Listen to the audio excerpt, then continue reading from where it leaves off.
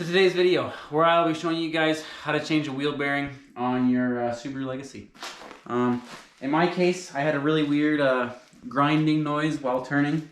You might have a few symptoms, ranging from a vibration, a howling, a growling, to an ABS light.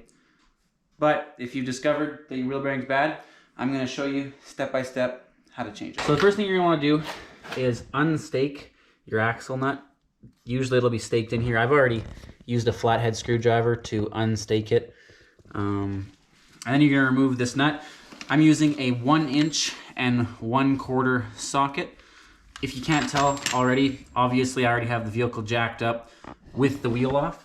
If you do not have access to a impact, what you're going to want to do is remove your hubcap and then lower the vehicle on the ground and use a large breaker bar to actually break this nut loose, because usually it's going to be pretty tight. But I got the wheel off. I'm just going to pull this nut off, and then we're going to show you what to do next.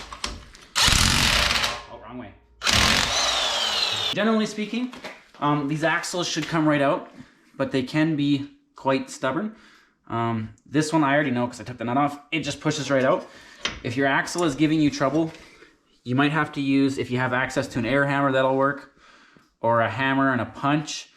You want to be careful not to damage this flange, because if you mushroom it, you'll have to usually ground the extra metal off so that you can actually get that nut back on, or you might actually end up damaging your axle. Anyways, now that the nut's off, the axle's free, we're going to go ahead and we're going to remove our brake caliper, which is going to be held in by two 14mm bolts.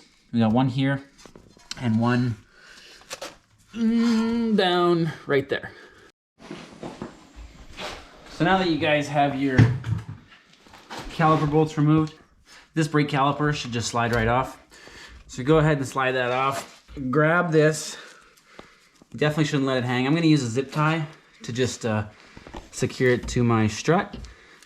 And then you could also use a bungee cord or something, but this is just going to make it so that you don't put any stress on that brake line. Go ahead and pop your brake pads off. Mine were stuck to the rotor. Been sitting for a while. Inspect them, they're good. Don't forget that one goes on a certain side. Next, what we're gonna do is we're gonna remove the brake caliper mount, which is gonna be held in by two 17mm bolts. Bolts will be right here, and the other one will be a little lower, right there. We're gonna go ahead and just pull this guy off. Now's a good time to check your sliders for your brake caliper. Mine are free. Regardless, it's a good idea to just pop them out and throw some grease on them. Now that your caliper mount's off, your rotor should just pop right off. Next step here, what we're going to do is we're going to have to actually remove the lower ball joint bolt, and we're going to have to do that in order to have enough room to actually push the axle out of the wheel hub. This is your lower ball joint bolt. It's a 14mm. And go ahead and crack this guy loose.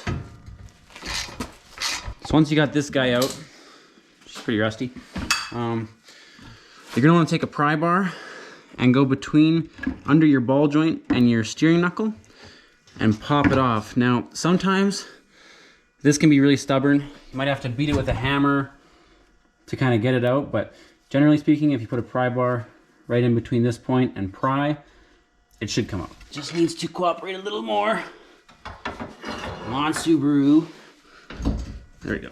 Okay. So now that that's out, you can see the axle basically just fell out. Set this somewhere where it's not going to fall out of your transmission. It's not the end of the world if it falls out of your transmission, but you don't want it to fall out of your tranny.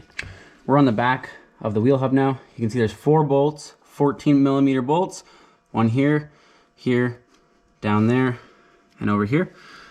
We're gonna go ahead and just put our ratchet on these guys and pop all these loose.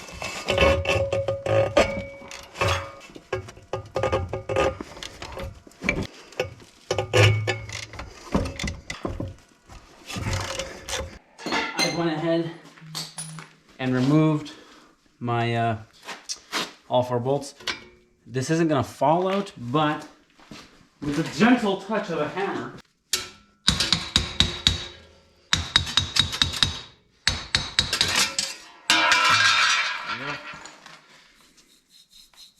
this one's definitely bad too. Yeah, that's Tostitoed. Yeah. So if your wheel bearing sounds like there's sand in it, well, then there probably is. So, just scuff this surface off. Try not to get your ABS sensor because it is in there and she's sensitive. You just want this mounting surface to be nice and clean.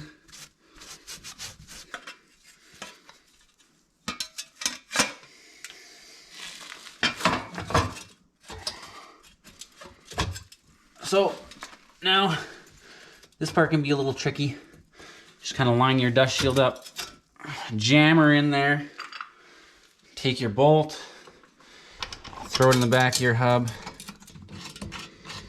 That's all she's going in. Now we're going to be using the professional kind of torque measurement, which is the nice Ugga Ugga. We call it, it's German for good and tight. So now that your wheel bearing is on and tight, go ahead and slide your axle back in. This should just very easily slide back in like that. Use my pry bar to hold this down. Lift this on top of it. And from there, now is use a hammer to whack it back in.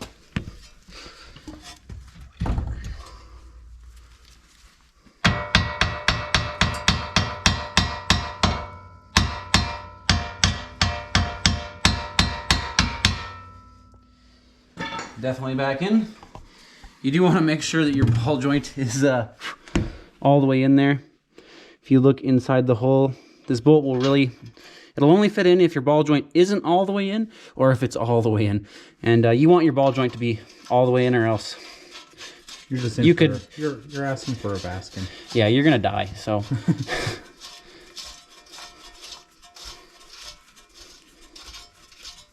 Now we're gonna go ahead and we're gonna snug up this 14mm bolt.